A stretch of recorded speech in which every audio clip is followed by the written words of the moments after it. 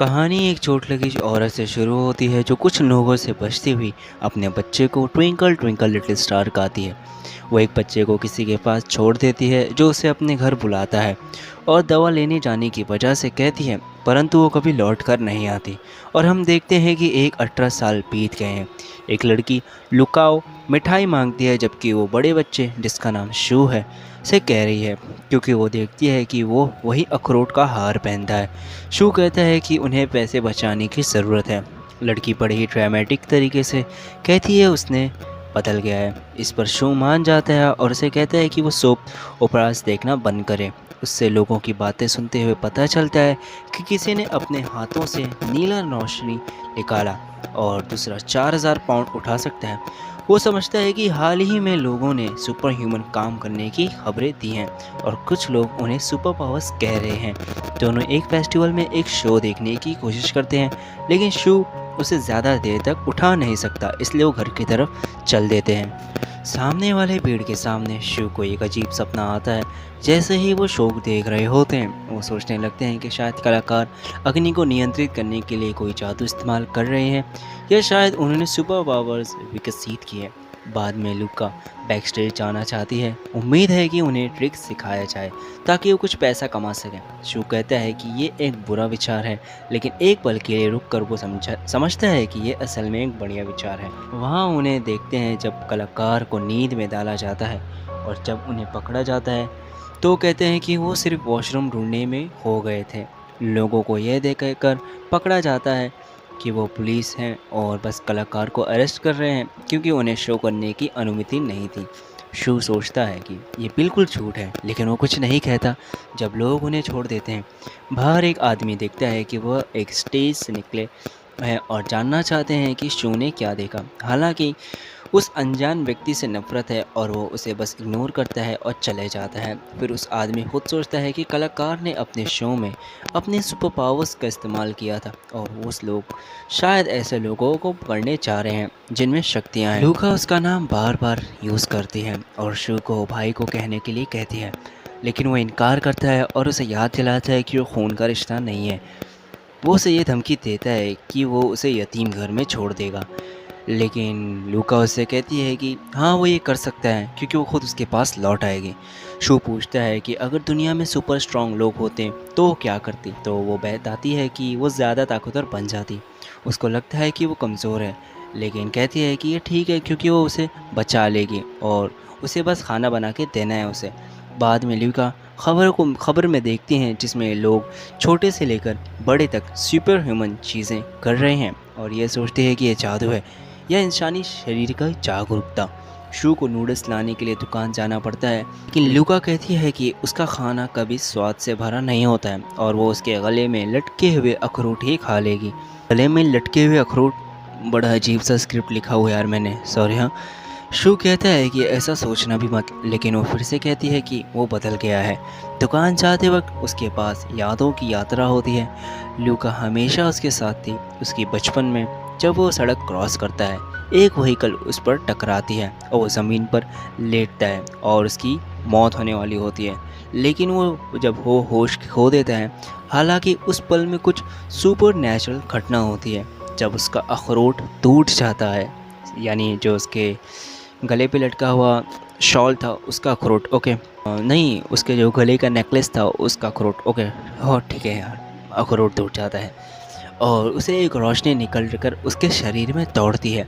जब वो होश में आता है, उसको कोई चोट नहीं लगी होती है और ना ही कोई दर्द महसूस हो रहा होता है, जिससे उसे ये सोचना शुरू कर देता है कि क्या उसने भी सुपर पावर नेचुरल्स डेवलप कर लिए हैं। लेकिन वो ये विचार को एक तरफ रखता है क्योंकि उसे मौका लेना होता है उस ड्राइवर से पैसे लेने का, लेकिन ड्राइवर भाग जाता है क्योंकि उसको लगता है कि ये एक भूत है।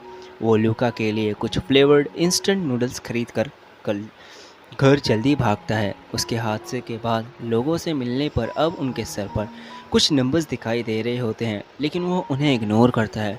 वो लूका को बताता है कि उस पर गाड़ी ने टकराया था, लेकिन वो ठीक है। और लूका ये समझाती है कि शू ने ड्राइवर को क्या कहा या उसे मार तो नहीं दिया। जब वो अपने शरीर को जांचता है तो उसके शरीर पर एक अजीब सा निशान पाता है, एकदम यूज़र इंटरफेस की तरह होता है और उसके सामने यूज़र इंटरफेस आ जाता है। उसमें कुछ अनजाने लोगों का नाम और उनके साथ बैलेंस लिखा होता है। तब उसे पता चलता है कि लगता है उसने नेगेटिव इमोशंस को डेवलप कर लिया है और उससे वो पैसे कमा सकता है। उसको लगता है कि उसने अपनी शक्तियाँ जगाई हैं और डीमन किंग बनना चाहता है और सोचता है कि वो इससे डीमन किंग बन जाएगा। जितने ज़्यादा नेगेटिव इमोशन होंगे वो उतना ही ज़्यादा मजबूत होगा और वो अपने बैलेंस को इस्तेमाल कर कर जुआ खेलते हैं, लेकिन वो कई बार हार जाता है। शो एक चीज़ जीत जाता है और उसे बस एक एप्पल मिलता है, लेकिन वो उसे खाने के बाद बहुत अच्छा महसूस होता है कि उसे बहुत अच्छा लग रहा है। वो अपने बचे हुए बैलेंस को जुआ खेलकर गंवा देता है, लेकिन अंत में अपना एक और चीज़ जीतता है जो कि होता है ट्विंकल ट्विंकल लिटिल स्टार, और उसको वो सॉन्ग मिलता है जो थोड़ा बदल दिया गया होता है। गीत गाकर जब वो देखता है कि उसे एक सोलर सिस्टम में लेके जा चुका है, वो वहाँ लूका से कहता है कि क्या उसने देखा है कि कैसी खिड़की से बाहर उड़ गया। उसके जवाब में लूका कहती है कि नहीं, और कहती है कि वो बेवकूफ़ है, जिससे उसे समझ में आता है कि शायद वो अब भी घर पर ही है। लूका को नूडल्स पर क्या डालना है ये पता नहीं होता है, तो इसलिए वो उससे पूछती है। तो वो बताता है कि उसे ये सब डालना है, जो तो उसको थोड़ा सा गुस्सा कर देता है और उसको वो समझ में आता है कि वो उससे उसके पॉइंट्स मिल सकते हैं। बाद में दोनों साथ में सोप ओपेराज देखते हैं। जब खबरों में नियर बाय में एक आग की खबर आती है, शो छत पर उसे देखने जाता है और वहाँ से पहले ही अनजाना मर्दों का पता चलता है। मर्दों को उसे ढूंढ लेते हैं और पूछते हैं कि वो यहाँ पे क्या कर रहा है। तो शू उसको किशमिश का डब्बा मिलता है और वो बताता है कि वो किशमिश ऊपर कलेक्ट करने आया था। एक मर्द ने कहता है कि उसने शू के दिल की कोई धड़कनों में कोई भी परिवर्तन नहीं देखा है, तो वो उसे छोड़ देते हैं और उसको लूका को सब कुछ समझा देना होता है। कुछ बताने वाला होता है, लेकिन किसी व्यक्ति के छत से गिरते देखकर वो उसे बीच में नहीं बताता है। उसके पास कुछ नेगेटिव भावनाएं होती हैं क्योंकि उसे इन्वेस्टिगेट करने का मौका नहीं मिला, और वो फिर भी उसके साथ चल देती है। वह व्यक्ति पहले यह कलाकार है और शू को ये विचार आता है कि क्या उसी ने ही ये तो आग नहीं लगाई। उसे बुरा कहता है और संख्या बताता है कि व्यक्ति सिर्फ बेहोश होने का नाटक कर रहा है। पॉइंट्स चाहता है, इसलिए कहता है कि वो कलाकार के शरीर को वहाँ छोड़ देना चाहिए और उनका कोई समस्या इससे लेना देना कोई नहीं है। व्यक्ति पानी मांगता है, लेकिन जो स्नोबॉल देता है, व्यक्ति बहुत ज़्यादा गुस्सा हो जाता है और वो उसके ऊपर कोशिश करता है, लेकिन वो बहुत ज़्यादा असफल होता है और कहता है कि वो सिर्फ मजाक कर रहा था। वह चले जाता है और शू को ये समझा देता है कि उसने अपनी शक्ति को जगाया है, लेकिन ल्यूका उस पर विश्वास नहीं करती और कहती है कि ये कोई फ़र्क नहीं पड़ेगा, इससे हमें कोई फ़र्क नहीं पड़ेगा क्योंकि उसका शरीर बहुत ज़्यादा कमज़ोर है। बाद में शू को यह पता चलता है कि यूज़र इंटरफेस में एक दुकान भी है जिसमें वो बहुत सारी चीज़ें खरीद सकता है। उसे खाने के बाद वो दोबारा सोलर सिस्टम में जाता है जहां उससे दूसरा तारा जलता हुआ दिखाई देता है। वह लौट कर आता है और देखता है कि अब उसके पास बहुत ज़्यादा ही पावर्स है। वो वापस जाता लिविंग रूम में और उसे बच्चा चिढ़ाता है कि स्कूल का इवेंट उसने मिस कर दिया, लेकिन वो समझा देता है कि उनके पास पैसे नहीं हैं, उन्हें खाना और उसके पढ़ाई के लिए पैसे चाहिए। वो मैसेजिंग के ज़रिए अपने एक दोस्त को चिढ़ाता है और पता चलता है कि ऐसे भी पॉइंट्स कमाए जा सकते हैं। दुकान जाते हैं और कुछ अंडे वो अगले दिन बेच सकेंगे और शू उसे अच्छे से किया गया काम के लिए सहारा करता है, लेकिन उसे उसकी होमवर्क के बारे में पूछा जाता है ताकि और पॉइंट्स कमाए जा सकें। अगला दिन शू खुद भी भोजन बेचता है, जबकि वो काओ को सर्दी है। उसका स्टॉल उसके स्कूल के पास है और कुछ क्लासमेट उसे शर्माने के कारण इग्नोर कर देते हैं। एक र्यूड क्लासमेट शू को इंसल्ट करने की कोशिश करता है, लेकिन उसको कोई फ़र्क नहीं पड़ता। शू उसे धोखा देकर उसे अपनी बाकी के अंडे खरीदने पर मजबूर कर देता है और उसे कई पॉइंट्स मिलते हैं। लड़के के पास कोई पैसे नहीं है, लेकिन एक पॉपी लड़की केओ उसको कुछ उधार देती है। शू बताता है कि अंडे आहार में उच्च गुणवत्ता होते हैं और अच्छा दिमाग को शक्ति देते हैं। जब उसका गुस्सा हुआ क्लासमेट चला जाता है। क्लास में पता चलता है कि एक वेबसाइट बनाई गई है जो स्पेसिफिकली जागृत लोगों के बारे में है। ये समझाया गया है कि फ़िलहाल 6 रैंक्स होते हैं, जिनमें F है जो आम लोगों से थोड़ा ज़्यादा ताकतवर होते हैं और A जो लोग होते हैं वो आकाश और पृथ्वी के सहमति प्राप्त कर सकते हैं। धीरे धीरे कई बार जागृत होकर लेवल बढ़ाने की भी संभावना है। शू तस्लीम करता है कि वर्तमान में वो सिर्फ F दर्जे का है, जबकि एक विद्यार्थी गुस्से में टीचर से बहस करने के बाद जागृत हुआ है। शू हलचल को फॉलो करता है जो अंत में उसे छत पर ले जाते हैं। रास्ते में किया शियाओ को गुजरकर उसको उसकी शक्ति छुपाने की नोट करती है। छत पर विद्यार्थी धमकी देता है कि वो उससे कोई अप्रोच ना करें, लेकिन उसकी सोच सिर्फ यही है कि सभी नेगेटिव इमोशंस कैसे इकट्ठा किया जाए। विद्यार्थी विश्वास करता है कि कोई भी कठिनाइयों के लिए उसे सज़ा नहीं मिलेगी क्योंकि वो बहुत छोटा है। लेकिन शिव कानून के गहरे ज्ञान को दिखाने के लिए उठ खड़ा होता है, सबको चकित करता है और उसे कई पॉइंट्स प्राप्त होते हैं। ये मौका विद्यार्थी को पकड़ने के लिए इस्तेमाल किया जाता है और एक साथ ही हैरानी होती है कि शिव ने कैसे जाना कि वो टीचर को नहीं फेंकता, लेकिन उसने समझाया कि उसे पता नहीं था। क्लास में ये पता चलता है कि जो लोग उनका टेस्ट कराना होगा जो अवॉइड कोई नहीं कर सकता। शू अपने घर की तरफ जाते हुए वही व्यक्ति देखता है जिसे उसने फेस्टिवल पर इग्नोर किया था, जो एसेंटी के साथ दवाई देने में मदद कर रहा है। सिर्फ उसे दोबारा इग्नोर करने के लिए बच्ची का बुखार बढ़ जा रहा है क्योंकि उसने कपड़े धोने की कोशिश की थी और वो एक आकाशीय फल पाने की कोशिश करता है। उम्मीद है कि ये उसके इलाज कर देगा। अंत में उसे कुछ जीतने में कामयाबी मिलती है और वो खुश होता है। जब बच्ची उसका फल खाने के बाद शौक होती है, बच्ची ठीक हो जाती है और सोचती है कि कौन सा फल ऐसा होता है जो मुंह में ही घुल जाता है। वो उसे कुछ और देता है और शुरू में विश्वास नहीं करती कि शू जागृत है, लेकिन बाद में सोचती है कि शायद फल उगाना उसकी शक्ति है। उसने बताया कि वो भी जागृत होना चाहती है और शू ने उसे वादा किया कि वो एक रास्ता ढूंढेगा। जब वो चला जाता है तो कुछ पॉइंट्स वापस पाने के लिए उसने कुछ बार उसके होमवर्क का जिक्र किया। अगला दिन यह समझा जाता है कि एक विशेष क्लास का आयोजन किया जाएगा जागरूकों के लिए और उन्हें ब्लड टेस्ट से पहचाना जाएगा। शू का साथी उसे चिढ़ाकर कह रहा है क्योंकि उन्हें यकीन नहीं कि वो एक जागृत है और उन्हें यकीन नहीं कि जागृत है क्योंकि वो इतना कमज़ोर दिखता है। सभी विद्यार्थियों को विशेष क्लास के शिक्षक मिस्टर फे से परिचित किया जाता है, करके उनका नाम पेश किया जाता है और सब शौक हो जाते हैं कि जब शू का नाम बुलाया जाता है। फिर दिखाया जाता है कि दूर के एक पुराने टुकड़े पर एक विभेद है। एक व्यक्ति और किसी को उसने एक आक्रामक कहा है। उनका विभेद एक लड़ाई में बदल जाता है। क्लास में एक नए विद्यार्थी जियांग को परिचित किया जाता है और वह शू के पास बिठाया जाता है। क्लास को हैरानी होती है कि जब पता चलता है कि वो एक लड़का है क्योंकि उसमें कई महिलाएं जैसी विशेषताएं हैं। बाद में शू को यह याद आता है कि उसका नया शिक्षक एक राजदार काले कपड़ों में आदमी था जिसे उसने पहले भी मिला है और वो सोचता है कि क्लास का असली उद्देश्य कौन है। मिस्टर फे पूछते हैं कि कोई जानता है कि सोडियम पोटेशियम एलो क्या है और चुआ पर पूछते हैं, लेकिन उसका जवाब शर्मनाक होता है। जियांग समझाता है कि कई धातुएं ऑरा ट्रांसमिशन के लिए एक माध्यम बन गई हैं और कुछ लोग उन्हें हथियार में भी बदल सकते हैं।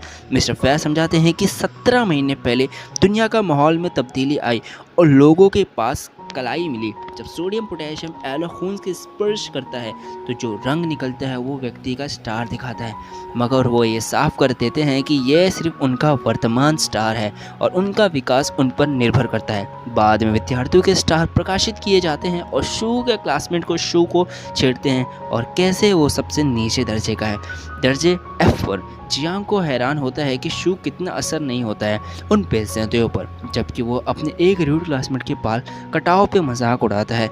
उस रात शू ये बताता है कि उसने सिर्फ ब्लड टेस्ट के बाद ज़्यादा फल खाने शुरू किए हैं और इसका नतीजा उसकी असली ताकत से बुरा है। उसका यूज़र इंटरफेस ये दिखाता है कि उसने लॉटरी से जीतने से अधिक सब्जियां जीत ली हैं और ये सिर्फ दुकान से ख़रीदी जा सकती हैं। वो दोबारा लड़की ड्रॉ करता है और नया इनाम अब बुरी बू वाला टोफू होता है। लुका चाहती है कि वो उससे पैनकेक्स ले आए, लेकिन कोशिशों के बाद भी सिर्फ टोफू ही मिलता है। अंत में कुछ नया आता है जो लुकाओ को प्रभावित करता है और उससे उसका अपना तारामंडल दिखाई देता है, मतलब कि उसका पहला जागरण हो चुका है। उस रात वो ये सोचती है कि उनके 2 तारामंडल में क्या अंतर है और क्या कोई संबंध है। वो चाहती है कि वो इतना गुस्सा होना बंद कर दे। इतना स्टिंगी टोफू जब उसके एक विचार आता है। अगला दिन शू एक व्यक्ति को तकदीर के साथ तलवारबाजी करते हुए देखता है और व्यक्ति उसे सिखाने से प्रस्ताव करता है, लेकिन शू नकारता है। फिर हम देखते हैं जब शू अपना प्लान कार्यान्वयन करता है। वह स्टिंकी टोफू बेचकर पैसे कमाता है। जब लोग उसके गंध को सूंघकर पॉइंट्स भी मिलते हैं, परिणाम बड़े अच्छे होते हैं, जिससे शू काफ़ी खुश हो जाता है और उसका ध्यान सीधे फल खरीदने के लिए काफ़ी पॉइंट्स मिलते हैं। थोड़ी देर बाद हम देखते हैं कि शू का तारामंडल काफ़ी बढ़ गया है और अब वह एक तलवार को बुला सकता है।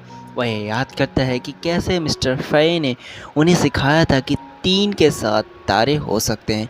शू ये समझाता है कि ये उसने पहले तारे को तोड़ने के बाद तलवार प्राप्त की है और सोचता है कि वह 7 तारे को तोड़ने पर क्या प्राप्त करेगा। स्कूल में विद्यार्थी एक नेधा बैंक लूटे हुए डर से उलझ रहे हैं, जो कुछ जागृत लोगों ने किया है, और चिंतित हैं कि क्या यह दूसरे जागृतों के लिए परेशानी का कारण बनेगा। उन्हें अपने क्लास के एक ग्रुप बनाने का विचार पर चर्चा होती है। अपराध से लड़ेगा, जो कि एक अपराध से लड़ेगा। ली शू को समझाता है कि उसे इसमें शामिल होने की कोई ज़रूरत नहीं, कि वो पूरी तरह से विद्यार्थ है, क्योंकि उसके पिता को एक बॉडीगार्ड रखने का विचार है। शू ये समझाता है कि ली स्पष्ट रूप से एक दुखी इंसान है और वह खुश है कि वह उसके जैसा नहीं।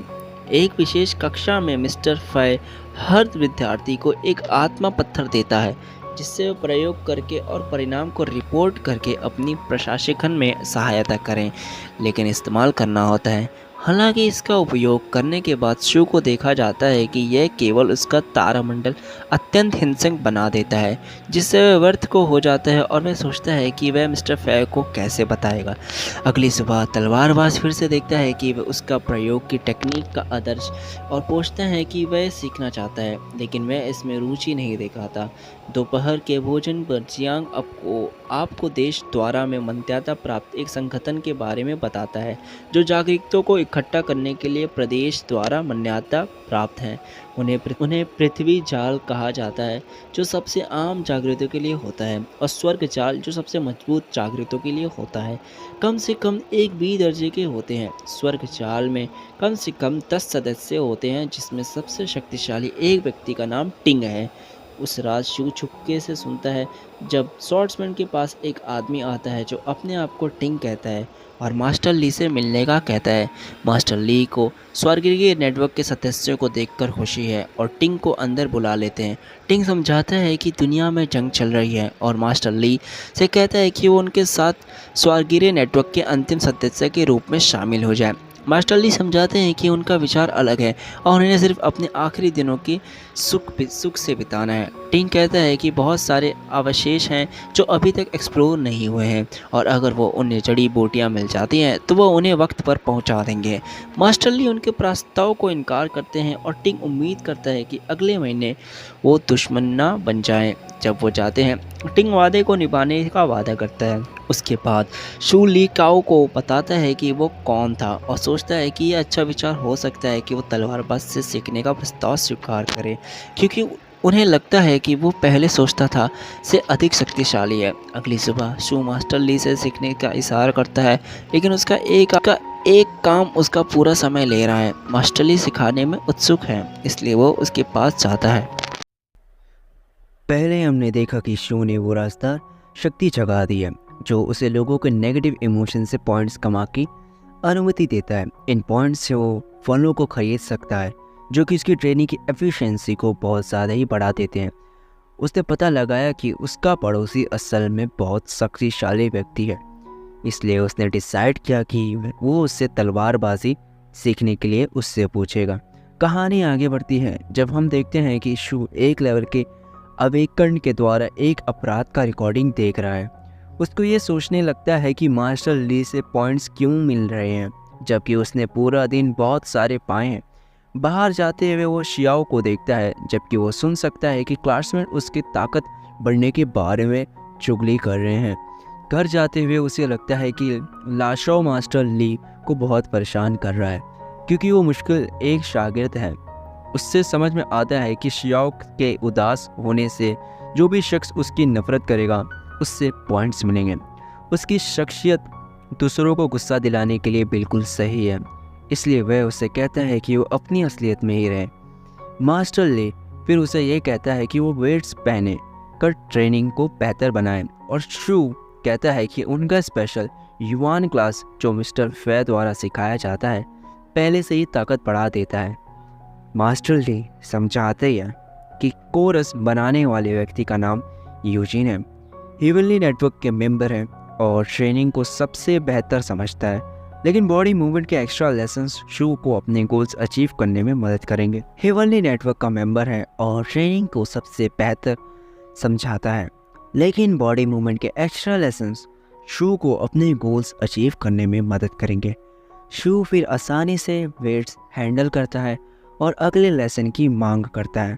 मास्टर ली अपनी एबिलिटीज़ डिमॉन्स्ट्रेट करता है और शू को एक तलवार 1000 बार घुमाने को कहता है, ये मेक श्योर करते हुए कि वो अपने शरीर में होने वाले बदलाव को महसूस करे। उससे पता है कि अभी उसके मसल्स में कोई मेमोरी नहीं है, सिर्फ टैलेंट है, और जब उसकी शॉर्टमैनशिप इंस्टिक्चुअल हो जाएगी तब वो एक और लेवल अचीव कर पाएगा। बाद में मास्टर ली जानना चाहते हैं कि शू को क्या लगता है जो किसी को स्ट्रांग बनाता है, और वो समझाते हैं जो रूल्स को इग्नोर करने जितने स्ट्रांग होते हैं उन्हें स्ट्रांग कहा जा सकता है, लेकिन एक्सपीरियंस ज़रूरी है वहाँ तक पहुँचने के लिए। फिर वो पूछते हैं कि शू फ्यूचर में ग्रेट पावर पोजेस करने पर ग्रेटर रिस्पॉन्सिबिलिटी लेने के तैयार है या नहीं, लेकिन शू कहता है नहीं, समझाते हुए कि उसकी सिर्फ 2 रिस्पॉन्सिबिलिटीज़ हैं, जीवित रहना और ली चाओ का अच्छा ख्याल रखना। मास्टर ली समझाने की कोशिश करते हैं कि ली चाओ के अलावा भी और लोग हैं जिन्हें वो देखभाल कर सकता है और मदद कर सकता है, लेकिन शू फिर भी कहता है कि वो नहीं करेगा क्योंकि इस दुनिया में सिर्फ जीवित रहना ही उसके लिए बहुत मुश्किल हो रहा है और उसके पास कोई उचित आदर्श नहीं है।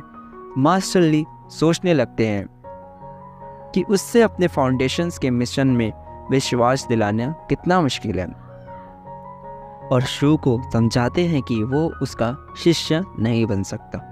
फिर भी वो एक शर्त पर उससे तलवारबाजी सिखाएंगे।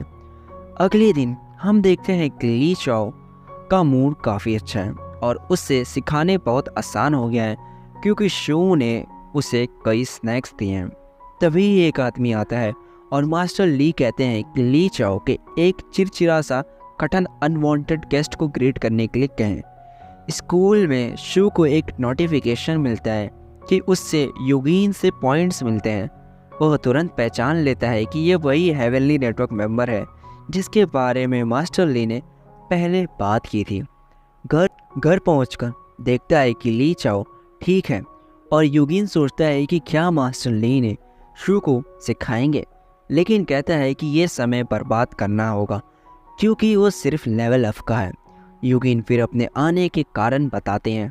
देश में रूइंस दोबारा से उभरने लगे हैं और वो कहते हैं कि फाउंडेशंस जो मास्टर ली ने बचाने के उद्देश्य से बनाई थी दुनिया में रुकावट ना आए। उससे याद दिलाते हैं कि अगर वो चाहें तो हेवनली नेटवर्क में अंतिम जगह उसकी है और वो भी चाहता है कि फाउंडेशन नेटवर्क के साथ भविष्य में काम करे क्योंकि उनका दावा है कि वो दुनिया शांति की का ही एक उद्देश्य को साझ करके दें। बाद में मास्टर ली समझाते हैं कि शू को यूजीन के सामने डराने की कोई ज़रूरत नहीं है अगर वो सच में लेवल अप है, और उनसे कहते हैं कि वो सोडियम पोटेशियम टेस्ट ले ताकि उनका असल पोटेंशियल पता चले। उस रात वो टेस्ट लेते हैं और पता चलता है कि दोनों का पोटेंशियल लेवल 8 तक पहुंचने का है, लेकिन एक पल के लिए शू का टेस्ट ऐसे रंग में बदल जाता है जो चार्ट पर भी नहीं है। जब शू रिजल्ट दफन करता है तो वो उसे मास्टर ली को झूठ बोलता है कि उसे लगता है कि उनका असल पोटेंशियल छुपाना उसके लिए सुरक्षित होगा। खासकर मास्टर ली को कितने ज़्यादा शक्तिशाली लोगों का आकर्षण है। बाद में शू को अपने स्टार सिस्टम का दूसरा लेयर क्रैक करने में कामयाबी मिलती है और पता चलता है कि उससे एक स्किल्स मिलती है जो चोट से बचाव प्रदान करता है। फिर हम देखते हैं कि ली चाई प्रोग्रेस कर रही है। अब वो सो रही होती है और उठकर शू को बताती है कि उसने अपना पहला लेयर क्रैक कर लिया है। वह उसे याद दिलाती है कि वो अब भी एक लेवल आगे है। हालांकि उसने बताया कि उसके स्टार सिस्टम में एक काला होल आया है और उसने महसूस किया है कि ये मरा हुआ प्राणियों का ऊर्जा की उसके पास है। एक को चुनने के बाद वह उस काला होल में खींच लिया गया। अब वो उससे बुला सकती है और उससे कुछ भी करने के लिए इस्तेमाल कर सकती है। वो और कुछ मरा हुआ चींटे ढूंढती है ताकि वो देख सके कि क्या वो एक साथ उन्हें कंट्रोल कर सकती है, लेकिन वो ऐसा नहीं कर सकती। एक परिंदे पर ट्राई करने के बाद उसने बताया कि इसका कोई समय सीमा नहीं है और बहुत कम ऊर्जा लेता है, लेकिन ये उस आत्मा की गुणवत्ता पर निर्भर करता है जो उसने कंट्रोल की। ली चाओ इससे कुछ ज़्यादा शक्तिशाली पर करना चाहती है और मांगती है कि वो कब्रिस्तान जाए, लेकिन शू को ये विचार पसंद नहीं आता। उसके बजाय वो उसे एक कत्ल खाना ले जाते हैं और एक सुअर ढूंढने के लिए और बताते हैं कि अगर उससे ये पसंद नहीं आता तो पास में गधा जानता है। उस रात शू मांगता है कि वो उसका पिगी बाहर ले आए। जब वो ये करता है तो वो कुछ टेस्ट चलाता है ताकि वो आत्मा का थोड़ा समझ सके। बस देखता है कि वो ने लूचा को बहुत परेशान किया है। माफ़ी के लिए शू उसका पसंदीदा खाना बनाता है। जब वो उससे पूछती है कि तुम क्यों मुस्कुरा रहे हो, तो वो वही बताता है कि वो बस इतना खुश है कि वो रोज़ इतना अच्छा खाना प्रोवाइड कर सकता है। फिर उसको ये सोचता है कि अगर वो घर खरीद सकता है तो किराए पर रहते हैं तो कितना अच्छा होता। जब उससे कुछ होने की आहट महसूस होती है तो वो उससे पीछे छोड़ने की कोशिश करता है, लेकिन वो समझाता है कि उसने अभी महसूस किया है और वो उसके साथ जाएगी। वो पहुंचता है और देखता है कि मिस्टर फे और कुछ और ब्लैक कोट्स ने लेवल डी अवेकन के साथ संपर्क किया है। लेवल डी डेकॉइट और उसके गूंस बहुत ही ताकतवर साबित होते हैं, जिसकी वजह से ब्लैक कोट्स के लिए बहुत सारे मसले पैदा होते हैं। तब लगता है कि मिस्टर फे ने उनका मुकाबला कर लिया है, तो डेकॉइट एक बड़ी भारी भरमार का कारण बनाता है जो उससे मौका देता है भाग जाने का। शू समझाता है कि ये बहुत ख़तरनाक है और बच्चे को जाने के लिए कहता है। इस पर वो आखिर में खफा होकर चली जाती है। शू को देखकर हैरत होती है कि नेटवर्क कितना अच्छी तरह तैयार है। जब उससे देखता है कि कितना सारा बैकअप आ गया है, फिर हम देखते हैं कि इमारत में दाखिल होता है, लेकिन एक ब्लैक कोट उसे पीछा करता है और उसका हथियार उसे छीन लेता है। उस टेंशन लम्हे में सब शू की शक्ल को देखते हैं, लेकिन वो पहचान नहीं पाते। वो समझाने की कोशिश करते हैं कि वो बस घूमने आ गया था, लेकिन ब्लैक कोट्स उसे फिर भी पीछा करते हैं। शू की ट्रेनिंग का असर पूरा दिखता है जब वो हमले से बचता है और लड़ाई को अपने कब्जे में ले लेता है। डेकॉइट भी बहुत अच्छा कर रहा है और एक अच्छा उदाहरण देता है कि लेवल डी कितना ताकतवर हो सकता है। जब फे के प्रयास दोनों लड़ाइयों को किसी भी तरीके से प्रभावित करने में असफल रहे, क्योंकि सिर्फ कुछ कूल भरमार को बढ़ा सकते हैं, अंतिम में बेहोश हो जाते हैं। शू देखता है कि सब बेहोश हैं। वो डेकॉइट से मिलती है। शू अपनी बड़ी ताकत का इस्तेमाल करके उसके एक पंच को पार कर लेता है और उसके डैगर से डेकॉइट को ख़त्म कर देता है। शू घर लौटकर किसी नुकसान की जांच करता है और बच्चे से कहता है कि वो कुछ अच्छी आत्माओं को ढूंढने के लिए बाहर जाएं, तो थोड़ी से डाउट में होते ही है, क्योंकि बस एक पिक के साथ ही ख़त्म हो गया। उसको लगता है कि उन्हें एक दूसरे पर ज़्यादा भरोसा करना चाहिए और पूछता है कि कभी उसने उसे धोखा दिया, जिसका जवाब है हाँ। जब वो चलने लगते हैं तो मास्टर ली पूछते हैं कि वो कहाँ जा रहे हैं, और वो झूठ बोलकर कहता है कि वो रात को खाने के लिए जा रहे हैं। बच्चे ने एरिया को देखने के बाद शू उसे ले जाता है जहां युद्ध समाप्त हुआ था। वो बताती है कि वो 3 बाकी आत्माओं को एहसास कर सकती है और उससे कहता है कि वो ब्लैक होल को लंबा आदमी ले जाए, लेकिन उसने आत्मा को बाहर लाने की कोशिश करने के बाद उसने बताया कि उसमें अभी तक इतनी शक्ति नहीं है, लेकिन एक दिन बाद होनी चाहिए। उसने कहा कि अभी अगर घर नहीं जा सकते, क्योंकि उसने खाने के लिए उन्हें ले जाने का वादा किया था, लेकिन शू को लगता था कि यह सिर्फ मास्टर ली के लिए छूट था। वो समझाता है कि उसको इतनी जल्दी खाना नहीं खाना चाहिए, अब जब उसका फाइनेंशियल स्टेटस अच्छा है और वो उसे ज़्यादा बार खाना खिला सकते हैं। शू फिर कहता है कि चीज़ें खतरनाक हो सकती हैं, इसलिए अभी बेहतर होगा अगर वो अपनी काबिलियत छुपा लें। उसे पता है और कहती है कि बात करना बंद करें क्योंकि खाना ठंडा हो रहा है। वो ये सोचने लगते हैं कि उसके साथ ज़िंदगी मुश्किल होगी और शायद उसका एक बेहतर जीवन आश्रम में हो सकता है। उससे पूछती है कि क्या वो फिर से उससे अकेले आश्रम में छोड़कर चले जाने का इरादा रखते हैं, और कहती है कि उससे खाना या कपड़े की परवाह नहीं है, उसे सिर्फ ये फ़र्क पड़ता है कि वो उसका परिवार है। शू फिर याद करता है जब उसने पहले उससे छोड़ा था और उसका जीवन कितना मुश्किल हो गया था। अंत में वो उसे ढूंढ लेती है और दोनों ने अपनी ज़िंदगी को बेहतर बनाने के लिए बहुत मेहनत की। फिर उससे बताता है कि वो उनके लिए एक घर खरीदना चाहता है और अब और नहीं रोए, क्योंकि वो वादा करता है कि वो हमेशा उनकी परिवार रहेंगे। कहीं और नेटवर्क के सदस्यों चोरों के मामले पर चर्चा कर रहे होते हैं और कैसे एक रहस्यमय अवेकन प्रकट हुआ जो एक लेवल सी के पोटेंशियल का प्रतीक था।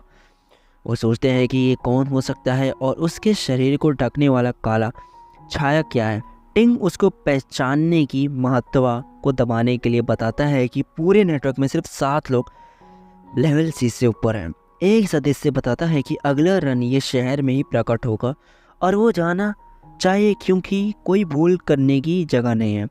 टिंग उस पर अमल करने के लिए राज़ी हो जाता है, लेकिन उससे समझाता है कि वो अपने आप को संभाले। दूसरे सदस्य ने तय किया कि लेवल सी अभी भी सिर्फ एक टीनेजर है जैसे उसने बात की थी, और हैरान है कि कैसे कोई इतना छोटा होने के बावजूद इतना ताकतवर हो सकता है। बाद में शू बताता है कि उसका स्टिंगी टोफू बहुत लोकप्रिय हो गया है, लेकिन लोग अब नकारात्मक एहसास नहीं करते क्योंकि उन्होंने उससे गंदे से आदत डाल ली है और स्वाद पसंद कर लेते हैं, जिससे उससे अब पॉइंट्स नहीं मिलते। खाने के बाद वो देखते हैं कि वो कुछ कस्टमर्स को निराश करके कुछ पॉइंट्स ले सकता है। उस रात शियाओ उसे उठाकर खुशी से दिखाती है कि उसने डी लेवल टकॉइट का स्पिरिट एक दिन के बाद बाहर लाया है। उसने बताया कि वो उससे उसकी शक्तियों का इस्तेमाल भी नहीं करवा सकती और पूछती है कि क्या वो टेस्ट के तौर पर उसे मारना चाहती है, लेकिन वो मना कर देता है क्योंकि ये बहुत नुकसान पहुंचाएगा। उसने कुछ डेकॉइट के स्मृतियन देखने को मिलता है और पता चलता है कि वो चुरा हुआ पैसा कहाँ छुपाया है, और शू के हमले को तारीफ करते हैं लेकिन फिर वो वापस ले लेता है। लेक्सा पैसा लेना चाहती है लेकिन शू समझाता है कि उन्हें इसे पुलिस को देना चाहिए। उससे आगे कहता है कि ये घर खरीदने के लिए काफ़ी होगा, लेकिन शू कहता है कि इसे उस पर छोड़ दें और उन्हें गलत तरीके से ख़रीदना नहीं है। उससे आराम मिलता है क्योंकि उससे लगता है कि शू के पास पैसा है और पूछती है कि वो कहाँ है, लेकिन शू कहता है कि वो भविष्य में है। वो सो जाती है और शू एक फ्लायर को देखता है जिसके घर का दाम 2,40,000 युआन बताया गया है। क्लास में सू जियांग को कुछ गार्लिक चिप्स दिखाते हैं जो बहुत पैसा में बिक गए। जियांग समझाता है कि वो गार्लिक चिप्स एक ऐसे आशीर्वादित ज़मीन से आते हैं जो उस व्यक्ति के माता पिता ने खरीदी थी और उनमें प्रभाव को तेज़ी से बढ़ाने हैं और जागरूक करते हैं। उसने बताया कि आशीर्वादित ज़मीन में आध्यात्मिक शक्ति भरपूर होती है जो क्षेत्र के जानवरों और पौधों को प्रभावित करती है, और फिर आशीर्वादित ज़मीन में अलग अलग स्टार पर गुणवत्ता होती है। ली के परिवार की वो आशीर्वादित ज़मीन मिस्री है और अगर ली उसका अधिक उपयोग करे तो उससे नुकसान हो सकता है।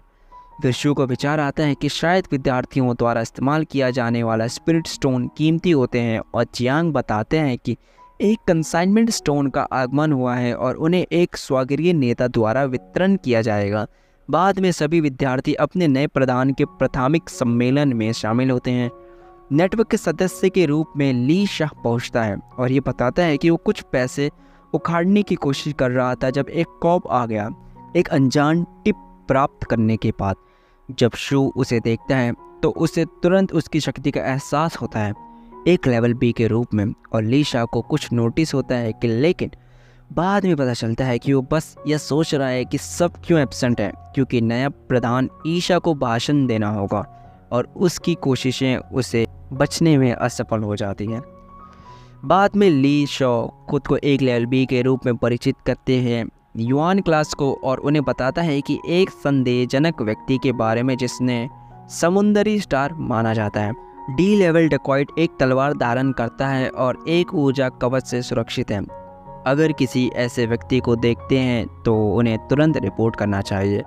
उस आगे कहते हैं कि उस दिन से वे अपने ट्रेनिंग के लिए हर महीने बहुत ज़्यादा ही पत्थरों को प्राप्त करेंगे। मिस्टर फैफ समझाते हैं कि जो लोग लेवल सी तक पहुंचने की क्षमता रखते हैं उन्हें एक पत्थर मिलेगा B2 और A को 10 मिलेगा। जो भी जागरूक हैं उन्हें अधिक से अधिक 2 पत्थर मिलेंगे, जिसका मतलब है कि शू जो कि काफ़ी क्षमता नहीं रखता, कम से कम 2 पत्थर प्राप्त करेगा हर महीने।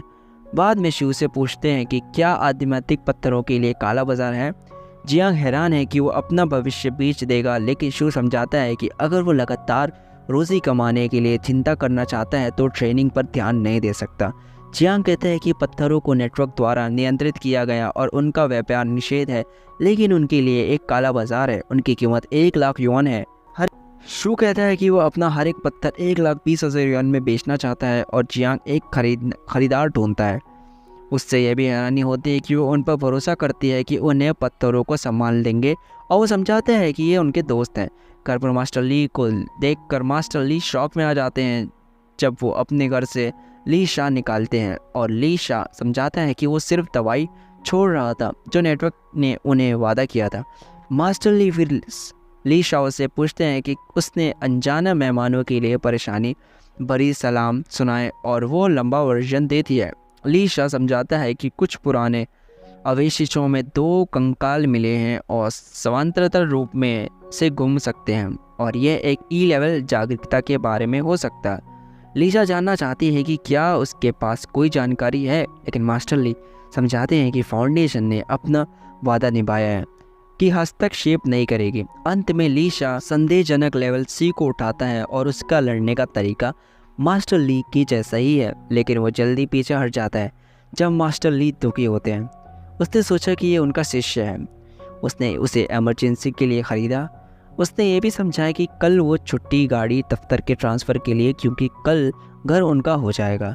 उसकी डिसबिलीफ है जो पूछती है कि आंगन, फर्श, दीवार, कीड़े मकोड़े सब उनका हो जाएगा। उसने हाँ कहा और कहा कि ज़रा सा भी धूल भी उनकी होगी। उस रात शू अपने तरीके से आगे बढ़ता है उसके तारे सिस्टम के साथ, और हम देखते हैं कि एक अंधेरा बादल बच्चे के शरीर में प्रवेश करने लगता है। अगले दिन शू ने दफ्तर को ट्रांसफ़र को फाइनल किया और एक एसएमएस प्राप्त किया बच्चे से कि वापस उनके घर आए खाना खाने के लिए साथ में, लेकिन उसको उसकी ऑफ़र को ठुकरा देना पड़ता है जब उसको एक अचानक कीमत की एसएमएस और फ़ोन कॉल मिलता है जो बताता है कि युआन क्लास के सारे स्टूडेंट्स तुरंत इकट्ठा होने आए। सो गाइस, ये थी हमारी पार्ट 2 इस एनिमे का रिकैप। तो नेक्स्ट एनिमे का रिकैप हम नेक्स्ट वीडियो में करेंगे। तब तक के लिए आप लोगों को वीडियो को लाइक और चैनल को सब्सक्राइब ज़रूर से कर देना है, और आपको बताना है कि आपको कौन से एनिमे में रिकैप चाहिए, उसको आपको कमेंट में लिख देना है। तो मिलते हैं नेक्स्ट वीडियो में, तब तक के लिए बाय बाय। शो ने एक रहस्य शक्ति जागृत कर ली जो उसने लोगों के नेगेटिव इमोशन से पॉइंट्स कमाने देती है।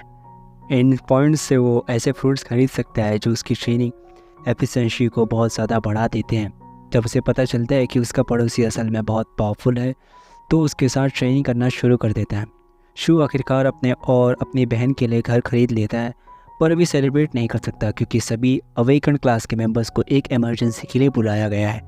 कहानी आगे बढ़ती है जब हम देखते हैं कि जियांग एक्सप्लेन करता है कि एक रूम खुलने वाला है और उन्हें वहाँ ले जाया जा रहा है।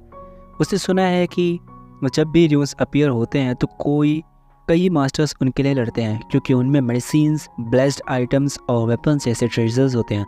सबसे वैल्यूबल चीज़ होती है फॉर्मेशन आई, जो कोई पा लेता है तो पूरा रूम डिसअपीयर हो जाता है।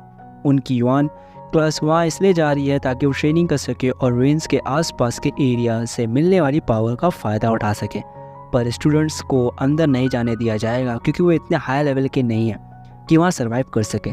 शू देख सकता है कि ली उनकी बातें सुन रहा है और इस अपॉर्चुनिटी का उसे यूज़ करके कुछ पॉइंट्स कमा लेता है।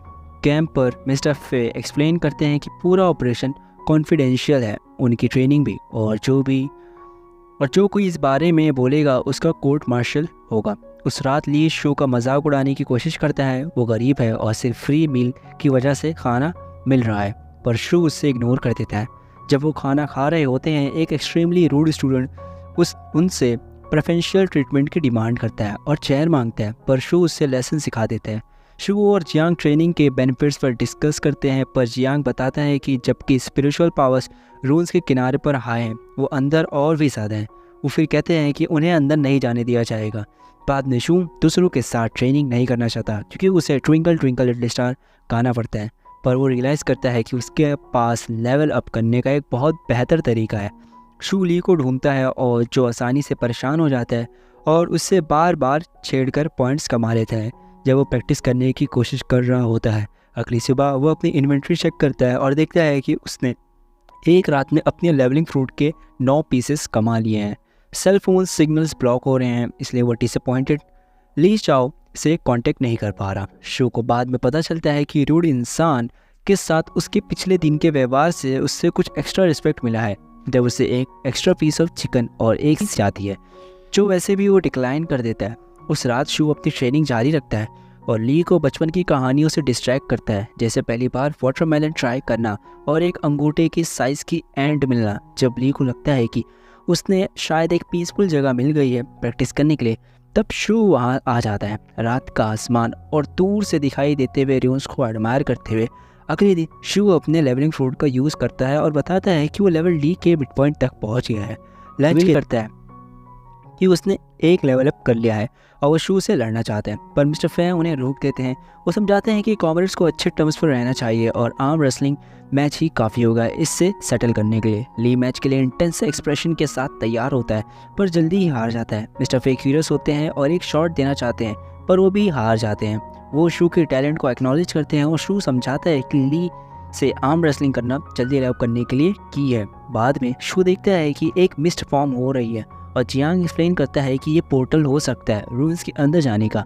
इसके अलावा जो भी अंदर जाएगा वो तब एक ट्रैप्ड रहेगा जब तक कोई फॉर्मेशन आई नहीं ढूंढ लेता। तभी अलार्म बजते हैं और हर स्टूडेंट को बोला जाता है कि माउंटेन के बेस से रिट्रीट करें क्योंकि मिस्ट रैपिडली डिसेंड कर रही है। जियांग से अलग होने के बाद शू मिस्टीरियस रून्स में गिर जाता है और तुरंत ही अटैक होता है। वो अनडेड क्रिएचर को काफ़ी आसानी से गिरा देता है पर रियलाइज़ करता है कि इतना काफ़ी नहीं है और फाइनली उसे ख़त्म कर देता है। जैसे ही वो सोचता है कि बाकी लोग कहाँ गए और अनडेड ज़मीन से निकलने लगते हैं और पर उससे पता चलता है कि वो उन्हें बस आउटरन कर सकता है। शो एक ग्रुप से मिलता है जो कुछ ज़ॉम्बीज से भाग रहे हैं और उनकी रक्षा करता है। जैसे ही वो एक मॉन्स्टर से स्ट्रगल कर रहा होता है और अनडेड निकलने के लगते ही ग्रुप ये सोचने लगते हैं कि क्या उन्हें मदद करनी चाहिए, पर आखिरकार वो डिसाइड करते हैं कि वो देखते हैं और अगर शू मर जाता है तो उसका एक्स ले लेंगे क्योंकि उन्हें लगता है कि वही उसकी स्ट्रेंथ का सोर्स है। शू मॉन्स्टर को ख़त्म कर देता है और ग्रुप बताता है कि वो वही रुकने का प्लान करते हैं क्योंकि ज़ॉम्बीज़ अब चुके हैं और वो रूइन के डिसअपीयर होने का वेट करेंगे। एक लड़की उससे रुककर उनकी रक्षा करने के लिए रिक्वेस्ट करती है पर शे इग्नोर कर देता है और उन्हें कहता है कि ज़मीन में मूवमेंट्स पर नज़र रखें क्योंकि मॉन्स्टर किसी भी वक्त वापस आ सकते हैं। वो रिकमेंड करता है कि वो उनसे भागने की कोशिश करें और अगर नहीं कर पाते तो उनका सिर्फ सर तोड़ दें। शू उन्हें एक्स देकर चले जाता है। ग्रुप सोचता है कि अगर उन्होंने उसकी मदद की होती तो शायद वो रुक जाता। कुछ दिन बाद हम देखते हैं कि शू कुछ और मॉन्स्टर्स को हराता है और रिवील करता है कि रात में चीज़ें और डेंजरस हो जाती हैं। वो माउंटेन पर ऊपर चढ़ने का प्लान बनाता है ताकि बेहतर व्यू मिल सके जब वो एक नेटवर्क मेंबर के बॉडी से टकरा जाता है जो उसके साथ पास्ट में अच्छा था। उसके बाद वो एक फ्लाइंग ऑब्जेक्ट देखता है जो उसे लगता है कि एक मैजिकल वेपन से हो सकता है। वो उसे वापस उसके ओरिजिन पर नॉक करता है और पता है कि वो बस एक फ्लेयर थी जहाँ उसके पॉइंट्स मिलते हैं। वहाँ पर्सन का नाम नहीं होता है, बस नंबर जैसे एक आईडी कोड होता है। शू उस इंसान के पास जाता है और हमें पास्ट की एक झलक मिलती है जहाँ दिखता है कि उससे एक सीक्रेट ऑर्गेनाइजेशन ने बचपन से ट्रेन किया था ताकि वो दूसरों देशों में स्पाई बनकर रहे। उस और दूसरे लोगों को फ्लेयर्स दिए गए ताकि स्प्लिट होने के कारण वो एक दूसरे को ढूंढ सकें। शो नोटिस करता है कि वो इंसान युआन स्टूडेंट जैसा दिख रहा है पर वो सब स्टूडेंट्स को जानता है और यकीन है कि वो ये बंदा उनमें से नहीं है। वह इंसान बस वहाँ खड़े रहकर शू को पॉइंट्स दे रहा है और शू सोचता है कि क्या वो रात ख़त्म होने तक 10,000 पॉइंट्स कमा सकता है। वो इंसान अपने आप को शैंग कहता है और शू झूठ बोलकर अपने आप को उसके क्लासमेट ली कहता है। शैंग उसकी तलवार देखना चाहता है पर शू इसे एक अपॉर्चुनिटी बनाता है और कुछ और पॉइंट्स कमा लेता है। शैंग अपने क्लासमेट को ढूंढने के लिए निकलने का फैसला करता है और शू को रिकमेंड करता है कि वो अपने क्लासमेट्स को ढूंढे, पर यह सुनकर शॉक हो जाता है कि शू पहले ही उसकी मदद करना चाहता है। शू को यकीन नहीं होता कि शैंग ली कितना सिमिलर है और वो इतने अच्छे पॉइंट सोर्स को जाने नहीं देना चाहता। उनके क्वेस्ट के दौरान शैंग सोचता है कि वो कब से शू को देख रहा था। शैंग कुछ वक्त से शू को देख रहा था और रास्ते में उसके क्लासमेट्स को मार रहा था।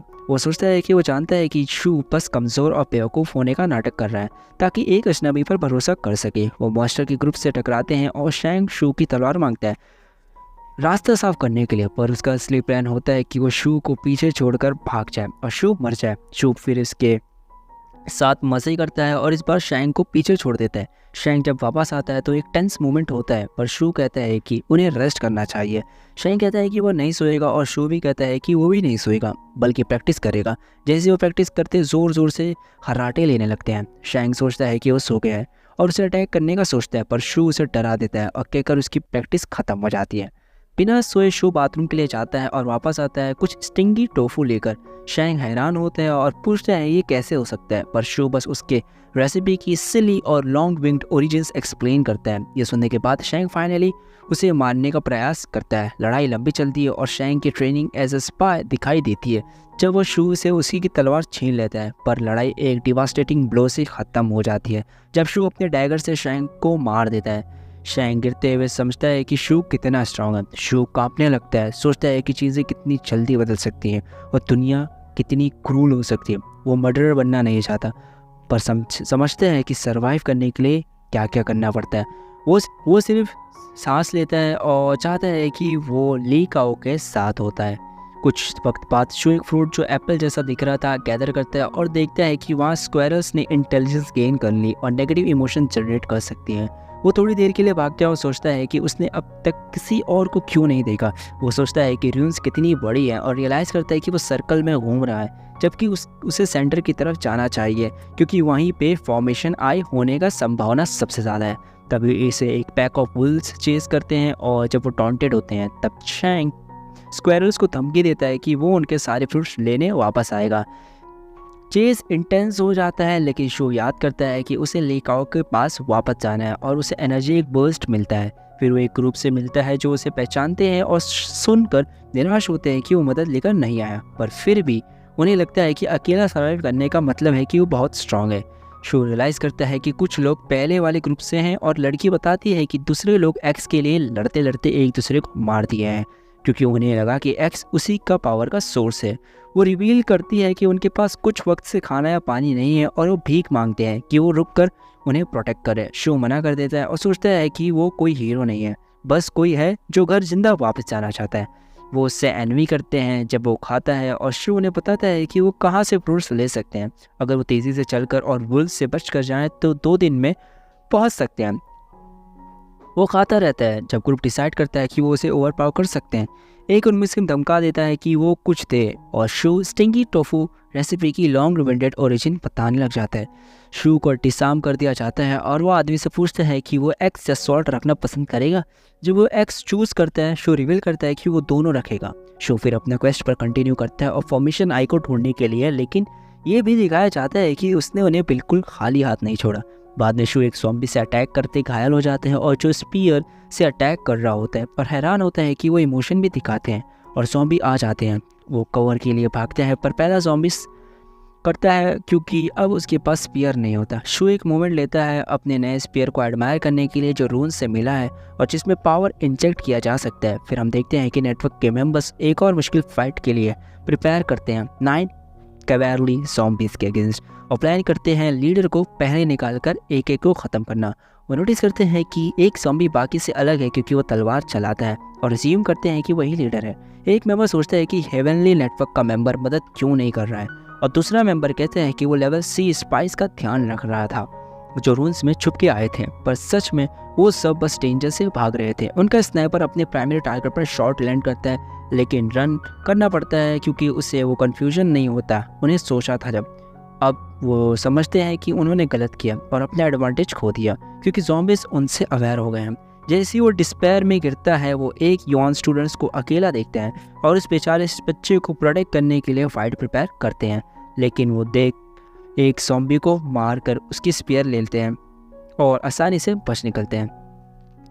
वो तय करते हैं कि वही लड़का दूसरी स्पीयर्स भी ले चुका है, पर ग्रुप में से कोई नहीं जानता कि वो कौन है। उनका लीडर एक्सप्लेन करता है कि उस लड़के का नाम युआन स्टूडेंट होना नामुमकिन है क्योंकि लेवल D तक पहुंचना ज़रूरी है ऐसे करने के लिए। हालांकि उन स्टूडेंट्स में से एक रिवील करता है कि वो लड़का वही है जो ली से आर्म रेसलिंग करते हुए लेवल अप कर चुका।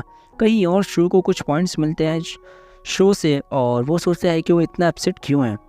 उससे अपने बचपन की एक मेमोरी याद आती है जब वो हाइड एंड सीक खेलते हुए एक्सपर्ट तरीके से छुप गया था। जब तक लकाओ उससे नहीं मिल गई, जो एक्सप्लेन करती है कि फ़र्क नहीं पड़ता कितना अच्छा वो छुपता है, वो हमेशा उसे ढूंढ लेगी। बाद में वो प्रेडिक्ट करता है कि जैसे ही रुइंस डिसअपियर होंगे उसके सारे वेपन्स नेटवर्क द्वारा कॉन्फिस्केट कर लिए जाएंगे। वो डिसाइड करते हैं कि वो अपने वेपन्स को रुइंस में दूसरों को कैश के लिए बेच देगा, लेकिन डाउट करता है कि किसी के पास कैश होगा क्योंकि वहाँ कोई एटीएम्स नहीं है। लेकिन इससे पहले कि वो कुछ और कर सके वो रियलाइज़ करता है कि उसने ज़ॉम्बीज़ को अंडरस्टिमेट किया क्योंकि वो चुपके से उसके आस पास आके उसे घेर चुके हैं। लेकिन इसका कोई फ़र्क नहीं पड़ता क्योंकि वो अपना एक्सेप्शनल स्किल्स और नए वेपन का यूज़ करके उन सबको ख़त्म कर देता है। हम देखते हैं घर पर लकाओ अपनी फ्रस्ट्रेशन एक एब्सेंट शू की पिक्चर पर निकाल रही है। वो चिप्स खत्म होने पर शो को गाली देती है और हिडन स्टैश निकालती है जिसमें लिखा होता है डोंट ओपन। जब वो उसे खोलती है तो उसे एक और नोट मिलता है जो कहता है कि जो भी ये चिप्स खाएगा उसे पनिश्ड किया जाना चाहिए और कि उसे शू का वेट करना चाहिए, जो वो करती है। उसका फ़ोन पर देखती है तो शू भेजे गए कई मैसेज होते हैं जो उससे घर वापस आने के लिए कहते हैं। नेटवर्क के मेंबर डिस्कस करते हैं कि शू कैसे डिसअपियर हो गया और जो स्काउट सर्वाइवर्स को ढूंढ रहे हैं वो अगर उसे पाते हैं तो रिपोर्ट करेंगे। खाना अब ख़त्म हो रहा है इसलिए प्रायोरिटी है कि जल्दी से बाहर निकलना। वो होप करते हैं शू को ढूंढ लें ताकि वो उनके ग्रुप ज्वाइन कर सके क्योंकि वो ज़ॉम्बीज़ के साथ ज़्यादा एक्सपीरियंस लगता है। वो एक बैटल के रिमेन्स पर पहुंचते हैं और तय करते हैं कि जो भी ये किया बिना किसी नुकसान के चले गया। स्टूडेंट्स फिर सोचते हैं कि ये शू ही होगा क्योंकि सारे वेपन्स गायब हैं और ये उसका स्टाइल है। एक स्काउट आके इन्फॉर्म करता है कि जो कोर एंट्रेंस का गार्ड कर रहे थे वो अब किसी को चेस कर रहे हैं और डिसाइड करते हैं कि कैवरली पर अटैक करने का प्लान ताकि वो कोर में एंटर कर सकें। लेकिन इस पे उन्हें स्प्लिट अप करके दोनों साइड से अटैक करना होगा। कहीं और शू को पता चलता है कि ये रुइंस पावर एम्पलीफाई करने में बहुत इफेक्टिव है क्योंकि उसने एक और लेवलिंग फ्रूट परचेज करने जितना कमा लिया है। फ्रूट खाने के बाद हम देखते हैं एक 4 स्टार सिस्टम में एक स्टार इल्यूमिनेट हो गया है। नेटवर्क के मेंबर डिस्कस करते हैं कि युआन स्टूडेंट्स बहुत वीक और अफ्रेड है फाइट करने के लिए, इसलिए कैवरली कैप्टन को उन्हें टारगेट करना होगा वरना स्टूडेंट्स डेंजर्स में होंगे। मोमेंट टेंस होता है जब वो अपनी एम्बश प्रिपेयर करते हैं, लेकिन तभी शू आसमान से उतरकर ज़ॉम्बीज़ को एटीएम कहकर अलविदा कह देता है। नेटवर्क डिसाइड करते हैं कि उन्हें शू की मदद करनी चाहिए और वो अमेज्ड हैं उसके कलेक्टेड वेपन्स को देखकर, लेकिन उनकी हेल्प लेट होती है क्योंकि जब तक वो पहुंचते हैं शू एक्सप्लेन करता है कि वो डन है और सब रिलैक्स कर सकते हैं। नेटवर्क मेंबर्स स्टन्ड हैं, तम हैरान है, लेकिन शू को सिर्फ इस बात का ख्याल है कि सारे वेपन्स अब उसके हैं। दोस्तों ये थी हमारी वीडियो, नेक्स्ट वीडियो के लिए वेट करूँ, तब तक के लिए बाय। चैनल पर नए वीडियो तो प्लीज़ सब्सक्राइब करना मत भूलना। मैं एनिमिस्टिक हूँ और ये है एनीकैप। पहले हमने देखा था कि शो ने एक मिस्टीरियस पावर को अवेकन किया था जो उससे लोगों को नेगेटिव इमोशन से पॉइंट्स कमाने देती है। इन पॉइंट्स के थ्रू वो ऐसे फ्रूट खरीद सकता है जो उनकी ट्रेनिंग एफिशिएंसी को बढ़ा देते हैं। शो और उसकी अवेकन क्लास को फिर एक डेंजरस जोन में टेलीपोर्ट किया जाता है। शू फाउंडेशन आई को ढूंढने निकलता है क्योंकि वही सबको आज़ाद करने का तरीका है। कहानी आगे बढ़ती है जब शू सब अनडेड को सबके सामने हरा देता है। उसे सुनकर सरप्राइज होता है कि नेटवर्क का मेंबर उसका नाम जानता है और वो एक्सप्लेन करता है कि कुछ स्टूडेंट्स उसके बारे में जानते हैं। शू अपने वेपन्स के बारे में चिंता करता है, लेकिन वो लोग उसे अश्योर करते हैं कि वो कुछ नहीं चुराएंगे। शू पूछता है कि क्या इसका मतलब है कि वो स्पीयर्स भी रख सकता है, और वो आदमी फिर से प्रॉमिस करता है कि वो कुछ नहीं लेगा। शू एक्सप्लेन करता है कि वो अकेला है और सोचता है कि क्यों उनका ग्रुप फाइट में पहले ज्वाइन नहीं हुआ, बिना समझे कि उसने फाइट इतनी जल्दी ख़त्म कर दी कि उन्हें मौका ही नहीं मिला। वो वेपन्स शेयर नहीं करना चाहता क्योंकि किसी ने फाइट में एक्चुअली पार्टिसिपेट नहीं किया, लेकिन उसे लगता है कि वो सब यूज़ नहीं कर सकते। तो वो प्लान रिवील करता है कि वो इन्हें अफोर्डेबल प्राइस में बेचने वाला है। उसकी सेल्स पिच पहला कस्टमर अट्रैक्ट करती है, लेकिन वो बताता है कि उसके पास कैश नहीं है और वो बाहर निकलने पे पे करेगा। शो मना कर देता है, लेकिन पेंडेंट लेने की ऑफ़र करता है जो नेगोशिएशन को एंड कर देता है। लेकिन कोई और अपनी वैल्यूएबल वॉच ऑफ़र करता है और शू खुशी से एक्सेप्ट कर लेता है। फिर ट्रेड ऑफर्स आने लगते हैं। शू एक्सप्लेन करता है कि कितना डेंजरस जर्नी का बाकी हिस्सा होगा और उनके लिए कितना सेफ होगा अगर उनके पास उसका वेपन होगा। शू बेस्ट वेपन्स उनको देता है जो क्लियरली फ्रंट लाइंस पे फाइट कर रहे हैं, और एक रस्टी ओल्ड एक्स देता है उस आदमी को जो शू के हिसाब से अपनी जान रिस्क पे नहीं लग रहा था। शू एक इंटीमेटिंग डिस्प्ले करता है एक्स की यूज़फुलनेस का और वो आदमी एक्सेप्ट कर लेता है। बाद में शू अपनी नई कलेक्शन को एडमायर करता है और अपने सामान को कैरी करने में मदद लेने से मना कर देता है। उनका जर्नी कंटिन्यू होती है और अब जब टेम्परेचर क्विकली ड्रॉप होने लगता है, शू सोचता है कि इसका मतलब है कि वो रून्स के कोर के करीब आ रहे हैं। ग्रुप लीडर एक्सप्लेन करता है कि वो सही है क्योंकि उन्हें ज़्यादा लोग मिलते हैं जब सेंटर तक पहुंचने की कोशिश कर रहे होते हैं। वो रिवील करता है कि कई नेटवर्क मेंबर्स रास्ते में मर गए हैं, स्टूडेंट्स ने सर्वाइव कर लिया, जो शो को क्लियर करता है कि मेंबर्स ने अपनी जान देकर स्टूडेंट्स को प्रोटेक्ट किया। शो सोचता है कि क्या ये वर्थ था, और लीडर एक्सप्लेन करता है कि अगर तुम सोच रहे हो कि ये वर्थ था या नहीं तो तुम ऑलरेडी हार चुके हो। एक बार के दौरान ये ऑब्वियस होता है कि नेटवर्क मेंबर्स बहुत भूखे हैं, तो शो उन्हें वो फ्रूट्स देता है जो उसने पहले इकट्ठा किए थे। एक्सप्लेन करता है कि ये सबकी पावर रिचार्ज करेंगे।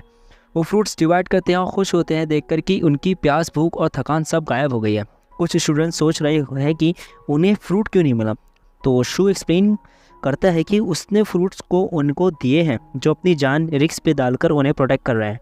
लेकिन जब एक आदमी सबसे वैल्यूएबल आइटम्स ऑफर करता है एक फ्रूट के बदले, शू मना नहीं कर पाता और एक्सेप्ट कर लेता है। शू एक्सप्लेन करता है कि अब वो ली काओ को एक ट्रिप पे ले जा सकता है क्योंकि वो कभी टाउन के बाहर ही नहीं गई। स्टूडेंट्स बातें करते हैं कि शू कितना ग्रीडी है और सिर्फ पैसे के लिए जीता है। क्लियर एक्सप्लेन करता है कि वो कभी गरीब नहीं रहे होंगे। तभी कुछ स्पिरिट्स अपीयर होती हैं और शू नोटिस करता है कि ये स्पिरिट्स बच्चे की स्पिरिट्स जैसे लग रहे हैं। शू की तलवार, जिसे कॉर्प्स डॉग कहते हैं, स्पिरिट्स पर रिएक्ट करना शुरू करती है और अपने आप चलती है, लेकिन शू उसे रोकने की कोशिश करता है क्योंकि वो सबके सामने अपनी पावर्स रिवील नहीं करना चाहता। उनका ग्रुप अटैक के लिए प्रिपेयर करता है, लेकिन स्पिरिट शू से डर से पीछे हट जाती हैं। वो डिसाइड करता है कि कॉर्प्स डॉग शायद स्पिरिट का भी एनिमी है क्योंकि ली काओ का पिग भी ऐसे ही रिएक्ट करता है, और इसका मतलब वो फ्यूचर में स्पिरिट्स को डिटेक्ट कर पाएगा। वो लोग रून्स के कोर तक पहुंच जाते हैं और एक स्टूडेंट्स रिकाउंट करता है कि कैसे उसने सिर्फ ली काओ के वजह से सरवाइव किया था, जो उसके हिसाब से शहर की एक लौती लेवल ए पोटेंशियल वाली इंसान है। वो उसे कुछ वेपन देने का भी क्रेडिट देता है क्योंकि ली काओ को सिर्फ एक तलवार और एक भाला ही चाहिए था। वो उसे दूर से देखता है, लेकिन शू को अपने सारे वेपन्स के साथ देखकर डिस्ट्रैक्ट हो जाता है। शू फिर से अपनी शॉप खोल लेता है और कुछ स्टूडेंट्स पूछते हैं कि क्या वो उसे इंसान को जानता है जो कैवेलरी लीडर को हराया था। शू अपने वैल्यूएबल वेपन्स के बारे में बात करना पसंद करता है और ये स्टूडेंट डिसअपॉइंट होता है कि ये देखकर कि शू वही इंसान है जिसके बारे में वो बात कर रहा था। शू एक्सप्लेन करता है कि उसके वेपन्स इतने वैल्यूएबल हैं कि उन्हें ड्यून्स के बाहर सीक्रेट ट्रेनिंग टेक्निक्स के बदले एक्सचेंज किया जा सकता है, जो पहले से भी ज़्यादा डिमांड क्रिएट करता है। लेकिन बिजनेस इंटरप्ट होता है जब उसे एक मीटिंग में बुलाया जाता है जो नेटवर्क कर रहा है। शू वैल्यूएबल आइटम से कवर्ड वहां पहुंचता है और मिस्टर फे उसका इंट्रोडक्शन लेवल सी मेंबर युतांग से करवाते हैं, जो रून्स में कमांडर ली शा को रिप्लेस कर रहा है। वो एक्सप्लेन करता है कि शू और ली काओ रून्स में बाकियों से अलग है और उम्मीद करता है कि वो उसकी कमांड फॉलो करेंगे। युतांग अपनी फ्लाइंग स्वॉर्ड रिवील करता है और मिस्टर फे एक्सप्लेन करता है कि ये एक ब्लड नर्चर्ड स्वॉर्ड है जो सिर्फ लेवल सी मेंबर्स यूज़ कर सकते हैं। शू पूछता है कि क्या किसी के पास एक से ज़्यादा स्वॉर्ड हो सकते हैं, और वो कहता है कि हो सकते हैं, लेकिन उसे ब्लड सप्लाई इनसफिशिएंट हो जाएगी। शू रिलैक्स फील करता है क्योंकि उसकी कॉर्प्स डॉग स्वॉर्ड को कुछ नहीं चाहिए। युतांग अपनी स्वॉर्ड वापस बुलाता है और एक्सप्लेन करता है कि होल 100 मीटर्स डीप है और नीचे एक केव है, लेकिन उन्हें ली शा का वेट करना चाहिए पहले। बाद में शू पॉइंट्स लॉग्स चेक करता है और देखता है कि कुछ लोगों के नेम्स के बदले नंबर्स हैं, जो उसे पता चलाता है कि उनके ग्रुप्स में कम से कम 9 स्पाइस हैं। तभी लीसा एक पूरा फ्रूट ट्री लेकर आती है और शुआंग के स्टाइल की तारीफ करती है। स्क्वेरल्स का लीडर आता है और लीसा से नाराज़गी जताता है, लेकिन जब उसे शू की हंसी पहचान में आती है तो डिस्ट्रैक्ट हो जाता है।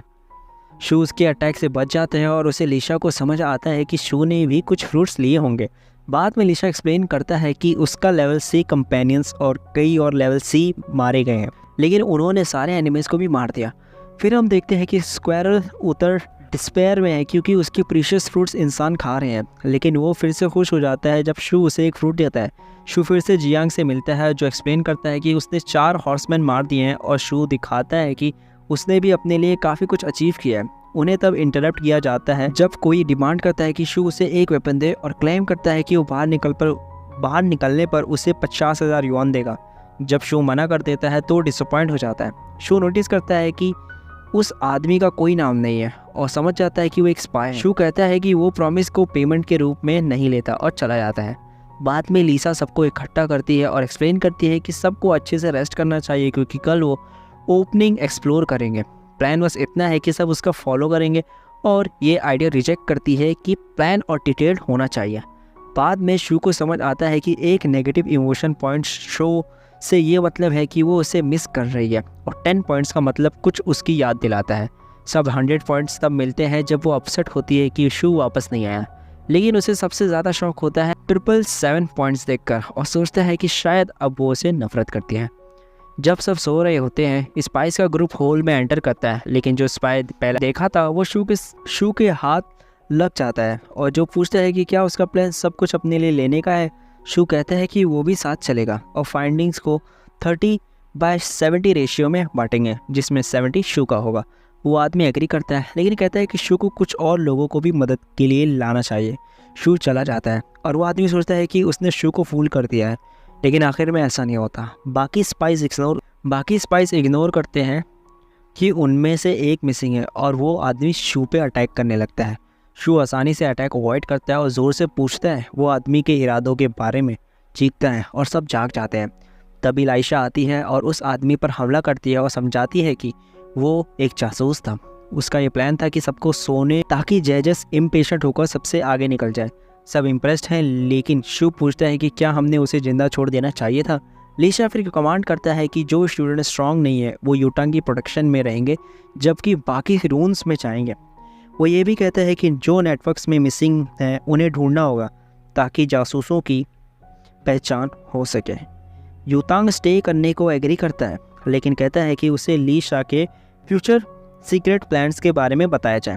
यूतांग फिर स्पीच देता है और कहता है कि प्रायोरिटी अपनी जान बचाने की है, और वो कहता है कि लीशा उनसे ज़्यादा पावरफुल है और ऐसे वक्त आएंगे जब वो उसका पीछा नहीं कर सकेंगे। इसलिए जब भी मुश्किल वक्त आए तो अपना दिमाग का इस्तेमाल करे।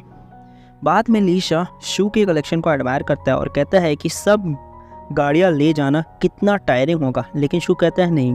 शू गोल्ड चेन कैरी करने में हेल्प लेने से मना कर देता है, इसलिए लीशा बिजनेस साथ करने का ऑफर देता है। वो एक्सप्लेन करता है कि कुछ रूल्स जल्दी ही ओपन होने वाले हैं और जो शू ने अभी कमाया है वो कई गुना बढ़ सकता है। शू स्टूडेंट है, इसलिए उसे रूल्स में एंट्री नहीं मिल सकती, लेकिन लीशा उसे अंदर ले जा सकता है। इस बिजनेस में शू को 10% और लीशा को 19% मिलेंगे, लेकिन शू कहता है उसे ज़्यादा जनरस होना चाहिए, जैसे कि कॉमन सेइंग है, स्माइल जनरसली। शू कहता है कि वो इतना लो लेवल है और ज़्यादा रिस्क में रहेगा, इसलिए 50-50 स्प्लिट फेयर होगा। ये सुन के लीशा अपसेट हो जाता है, क्योंकि शू अकेला रूम्स में नहीं जा सकता, लेकिन शू कहता है उसने काफ़ी पैसे कमा लिए हैं और ज़्यादा रिस्क नहीं लेना चाहता।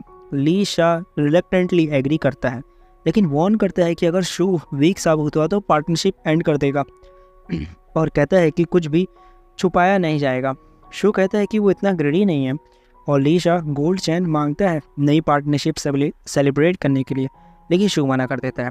बाद में लीशा एक मोटिवेटिंग स्पीच देने की कोशिश करता है, लेकिन ओल्ड स्विंग को गलत कोट कर देता है। जब ग्रुप डिसेंड करता है तो शू नोटिस करता है कि नीचे लाइट्स हैं जो ऊपर से नहीं दिखाई देती।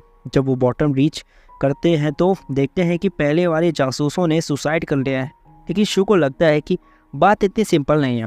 वो आगे बढ़ते हैं और एक कास्टल पहुंचते हैं, लेकिन पता चलता है कि वो ट्रैप हो गए हैं। क्रिस्टल से स्पिरिट्स निकलती हैं और लीशा उन्हें रोकने की कोशिश करता है। स्पिरिट्स ज़्यादा हैं और लीशा अकेला नहीं संभाल सकता, लेकिन मिस्टर फे डिटरमाइन करता है कि वो ज़्यादा स्ट्रांग नहीं है और सबको लड़ने एनकरेज करता है। शू भी लड़ने को ईगर है, लेकिन स्पिरिट्स उसे भाग जाती हैं, जो शू को इन्फ्यूरिएट करता है। स्पिरिट्स को चेस करने के बाद शू देखता है कि उस डिफीटेड स्पिरिट्स को एब्जॉर्ब कर रहा है, जिससे वो और भी ज़्यादा फाइट करता है। तभी एक गोस्ट आता है जो डेड आदमी जैसा दिखता है। रिचुअल के सेंटर से एक जासूस आता है और किसी को मार डालता है। शू डिटरमाइन करता है कि ये रिचुअल दूसरे जासूसों को सेक्रीफाइस करने के लिए है, ताकि एक पावरफुल स्पिरिट बन सके। लीशा अपनी मैसिव पावर का यूज़ करके सब वीकर स्पिरिट्स को ख़त्म कर देता है। बताया जाता है कि रिचुअल के सेंटर में आदमी का नाम जाओ है, और पहले वो लेवल डी का था, लेकिन अब वो लेवल सी के पीक पर पहुंच गया है।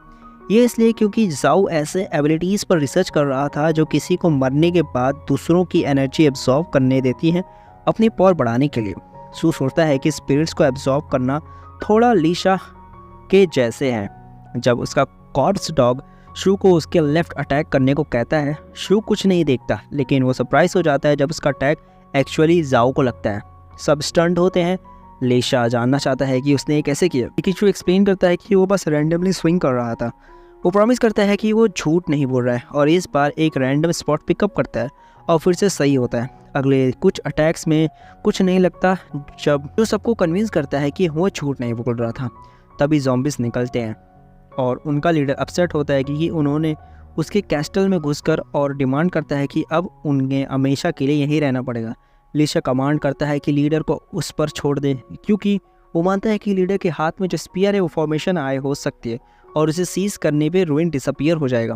लिशा बैटल इनिशिएट करता है और जो लीडर को डिसअमाउंट कर देता है, जो उसे इन्फ्यूरिएट करता है। बाकी ग्रुप फाइट ज्वाइन करता है और शू अपनी स्पीयर्स की एबिलिटी दिखाता है। जब शू को एक एरो हिट करने वाला होता है तब काऊ आती है और उसे रोक देती है अपनी स्ट्रेंथ दिखाते हुए, और एक ज़ॉम्बी शू से भाग जाता है जो उसे फ्रस्ट्रेट करता है। शू रियलाइज़ करता है कि सब ज़ॉम्बिस कास्टल से निकल गए हैं और ये परफेक्ट अपॉर्चुनिटी है वैल्यूबल चीज़ें ढूंढने की। आगे बढ़ते हुए शू को कॉप स्टॉक रिएक्ट करता है और शू बिलीव करता है कि जाओ अब भी उसे ग्रज रखता है पहले मिलने की वजह से। शू को नेगेटिव इमोशन पॉइंट्स मिलते हैं शैडो से, लेकिन इस बार उनके साथ मैसेजेस भी होते हैं।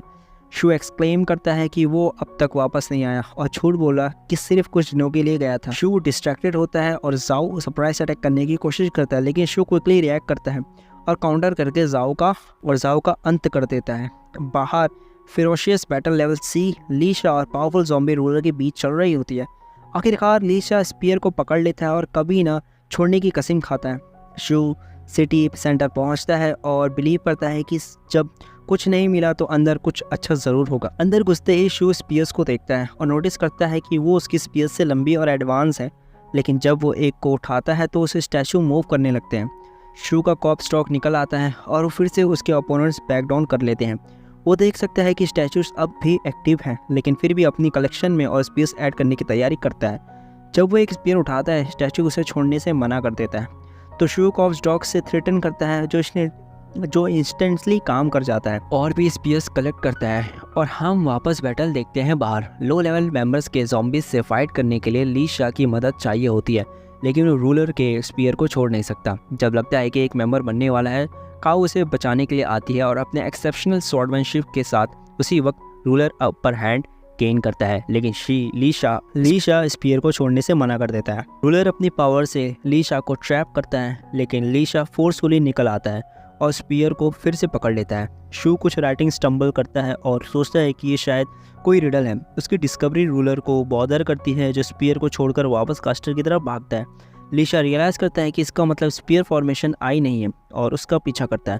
रूलर डिसअपॉइंट होता है देख कर कि उसके स्टैचूज़ के आसपास और स्पीयर नहीं है, लेकिन फिर भी उन्हें लीशा को मारने का कमांड देता है। बाहर बैटल बहुत बुरा चल रहा है और नेटवर्क मेंबर्स ये सोच रहे हैं कि और कितनी देर तक चल सकते हैं। रूलर अंदर आता है जब शू कुछ पकड़ता है और गिरा देता है। हम देखते हैं कि कुछ नेटवर्क मेंबर्स अपनी किस्मत एक्सेप्ट कर लेते हैं। शू उस गिरती आइटम को पकड़ने की कोशिश करता है जो माउंटेन एंड रिवर सील कहलाता है और वही फॉर्मेशन ऑफ आई होता है। आइटम पकड़ने के बाद सब कुछ एक्सेप्ट शू फ्रीज हो जाता है और धीरे धीरे डिसइंटीग्रेट होने लगता है। सब फ्रैगमेंट्स फॉर्मेशन आई की तरफ जाते हैं और जो अब शू के पोजीशन में है। सब कुछ एब्जॉर्ब होने के बाद फॉर्मेशन आई शू को अब्जॉर्व कर लेता है और वो भी डिसअपियर हो जाता है। माउंटेन के बेस पर सबके फैमिलीज फॉग लिफ्ट होती देखकर खुश होते हैं और सब वापस आते हैं। हम देखते हैं कि जियांग डेस्परेटली शू को ढूंढ रही है और काओ भी वही कर रही है। कहीं और लीशा मीडिया से बात करने से बचा रहा है क्योंकि इंसिडेंट की न्यूज़ निकल चुकी है और वो एक्सप्लेन करता है कि उसे अर्जेंटली टिंग से बात करनी है। जियांग के सर्च रिजल्ट से वही स्टूडेंट्स निकलते हैं जिन्होंने उसे रस्टी एक्स खरीदा था और कंप्लेन करते हैं कि वो कितना क्रेडी था। कुछ और स्टूडेंट्स भी उसके बारे में बुरा बोलते हैं और शो को मरने की बात सोचकर हंसते हैं। ली भी वहाँ होता है और एनॉयड होता है। जियांग टिंग अगले दिन एक स्टार्ट के साथ जागता है क्योंकि वो अपने पहले शू के बारे में बातें सुनकर ली मिस्टर फै को बताते हैं कि वो और शू काफ़ी क्लोज थे और शू का बॉडी ढूंढने में मदद ऑफर करता है। लेकिन उसी वक्त शू अपने एक्सेसिव ज्वेलरी के साथ आता है और जियांग को ग्रीट करता है। चाओ उसे एक्सप्लेन करती है कि उसे वहाँ जाना होगा रजिस्टर करने और अपने वेपन स्टॉप करने के लिए। शू एक मूवमेंट लेता है ली के स्वॉलन फेस को पॉइंट आउट करने का, जो उसके लिए इजी पॉइंट्स कमा देता है और फिर अपने वेपन्स डिपॉजिट करता है। शू घर लौटने लगता है और शो से कुछ पॉइंट्स प्राप्त करता है। जब वो पोटैटो चिप्स का ट्रेल देखता है जो एक ट्री की तरफ ले जाता है, उसे देखता है और वार्म वेलकम के लिए तैयार होता है। लेकिन वो फीलिंग क्विकली फियर में बदल जाती है जब वो देखता है कि वो बिल्कुल भी खुश नहीं और उसके फेस पर मार देती है। वो पूछता है कि क्या उसने ठीक से खाना खाया है, लेकिन वो सिर्फ इस बारे में चिंतित है कि उसकी इंजरीज चेक करे जैसे हमेशा करती थी। वो बिना किसी स्क्रैच के सेफली वापस आया है देखकर वो रोने लगती है। वो गले मिलती है और वो उससे माफ़ी मांगता है कि उसने उसे छोड़ के गया। फिर वो गुस्से में वहाँ से चली जाती है। शू उसे पकड़कर उसे दिखाने की कोशिश करता है कि जो वैल्यूबल्स उसने लिया है, लेकिन वो इंटरेस्टेड नहीं होती। वो एक्सप्लेन करता है कि उसने बहुत सारी स्पिरिट्स देखी और डिस्कवर किया कि वो उन्हें अब्जॉर्ब कर सकते हैं, लेकिन उससे भी उसके कोई फ़र्क नहीं पड़ता है। वो मेंशन करता है कि ये उसके पिग स्पिरिट जैसा है, जो उसे एक रिएक्शन मिलता है और वो इस अपॉर्चुनिटी का यूज़ करके प्रॉमिस करता है कि उसे अगले दिन डिलीशियस डिनर के लिए ले जाने का। वो एक्सेप्ट कर लेती है और दोनों आखिरकार घर चले जाते हैं मास्टर ली से मिलते ही, और वो कहता है कि शू को इस पूरी ऑर्डेल के बाद ट्रेनिंग से कुछ टाइम ऑफ लेना चाहिए। लेकिन शू कहता है कि ये ज़रूरी नहीं है क्योंकि ट्रेनिंग रूल्स की एक्साइटमेंट के मुकाबले पीसफुल होगी। वो मिस्टर ली को ट्रेनिंग के लिए थैंक यू बोलता है क्योंकि उसने सब फाइट्स में उसे बहुत एडवांटेज दिया। फर्दरमोर उन्होंने चाइल्ड की देखभाल की, लेकिन वो कहता है कि ये कोई प्रॉब्लम नहीं था और ल्यू का हर रात उसे ढूंढने जाती थी। बाद में शो से उसका डी लेवल स्पिरिट निकालने के लिए कहता है और जो दिखाता है कि उसके पास जो पल्स हैं वो एक्सप्लेन करता है कि ये कॉर्प्स डॉग ने बनाए हैं। ब्लैक पील स्पिरिट्स को एब्जॉर्ब करके बनाई गई है और दूसरी एक ज़्यादा स्पेशल एनर्जी सोर्स से। कॉर्प्स डॉग उसे बताता है कि पल्स स्पिरिट्स के लिए खाना है। वो ब्लैक पील को स्पिरिट को खिलाते हैं और देखते हैं कि इसने उसकी पावर को लेवल डी के मिड पॉइंट तक बढ़ा दिया है। लेकिन इसका और साइड इफ़ेक्ट है कि स्पिरिट अनकंट्रोलेबली हंसने लगते हैं। लूका एक्सप्लेन करती है कि पहले उसने उसके पिग को परेशान किया और अब उसके नए स्पिरिट्स को क्रेजी कर दिया। उसका अगला गिफ्ट कुछ फ्रूट्स हैं जो उसने रून से लाए हैं। वो खुश होकर खाती है। शू के लार्ज स्क्वायरल फ्रेंड्स के डिस्मय के साथ वो सोचती है कि ये एडोरेबल है और उसका नाम फैटी रखती है। लेकिन जब वो देखती है कि स्क्वायरल्स को ये पसंद नहीं तो उसका नाम लिटिल फर्स शू रखती है। कि शू को चिप्स पसंद है तो उसे अपना फॉलोअर बनाने के लिए चिप्स का ब्राइब देती है। शू बिलीव नहीं कर पाता है कि शू सिर्फ एक चिप्स के बाद इतना ओबीडियंट हो गया। उस रात शू सील को देखता है और पता लगाता है कि ये उसे पूरे शहर को ऑब्जर्व करने देती है। ये उसे शहर से इमेनेंट होने वाले हैं स्पिरिट पावर को कंट्रोल करने भी देती है। लेकिन वो इस बात का शौक करता है कि उसकी एबिलिटी स्पिरिट पावर के उसे लेवल अप करने में नहीं कर सकते। वो वापस आता है और देखता है कि सील के पास कुछ स्टोरेज स्पेस भी है। उसे एक गेट मिलता है जो उसकी करंट स्ट्रेंथ पर नहीं खुल सकता है, लेकिन डिटरमाइन करता है कि रून्स को एब्जॉर्ब करने और अंदर घुसने से ज़्यादा फॉर्चून्स अनलॉक होंगे। लीशा उसे डेस्परेटली जगाती है क्योंकि उससे चिंता होती है कि वो फिर से उसे छोड़ देगा, लेकिन वो उसे काम करता है अप्लायंसेस खरीदने और नए वेल्थ का यूज़ करने के लिए ट्रिप्स पर जाने का प्रॉमिस करके। कहीं और यूजिन टिंग को एक्सप्लेन करता है कि लीशा मानता है कि स्पाई ही फॉर्मेशन आई लेकर गई है। गया है, लेकिन वो कंफर्म नहीं कर पाता। टिंग रिवील करता है कि सील अर्थ के ऑरा को इवोक करने की एबिलिटी रखता है और उसे शहर में 2 मेंबर्स को भेजा है ताकि वो स्पिरिट पावर का अनयूजुअल फ्लो डिटेक्ट कर सके। यूजिन अपनी डिसअपॉइंटमेंट एक्सप्रेस करता है लीशा और युआन क्लास के परफॉर्मेंस पर क्योंकि बहुत सारे लोग मर गए। टिंग एक्सप्लेन करता है कि अवेकन का पाथ हमेशा बोन से पेव्ड होता है और जो लोग मरने से डरते हैं उन्हें फर्दर डेवलपमेंट परस्यू नहीं करना चाहिए। यूजिन कहता है कि यूटांग ने मेंशन किया था कि वहाँ 2 आउटस्टैंडिंग स्टूडेंट्स थे, शू और काओ। टिंग इंटीग्रेट होता है और एक्सप्लेन करता है कि स्टूडेंट्स के लिए बेटर ट्रेनिंग की ज़रूरत है। वो एक्सप्लेन करता है कि चेंज फाइनली आने वाला है, जैसे हेवन और अर्थ के बीच की वॉर नज़दीक आ रही है। शू और काओ फायरवर्क्स देखते हैं कुछ देर के लिए और फिर अंदर जाने का डिसाइड करते हैं ताकि कुछ नवा टीवी पर देख सकें। फाइनली सीज़न 1 फिनाले देखने के लिए शुक्रिया। इस एनिमे को सेकंड सीज़न का अभी कोई रिलीज डेट नहीं है, लेकिन जैसे ही एयर होगा मैं और रिकैप्स बनाऊंगा। तब तक आप मुझे कमेंट में बता दो मैं किस टाइप के एनिमेस का रिकैप्स बनाऊं। तो ठीक है, मिलते हैं नेक्स्ट वीडियो में। आप चैनल को जरूर से सब्सक्राइब कर देना और लाइक ज़रूर से कर देना। ठीक है, बाय बाय।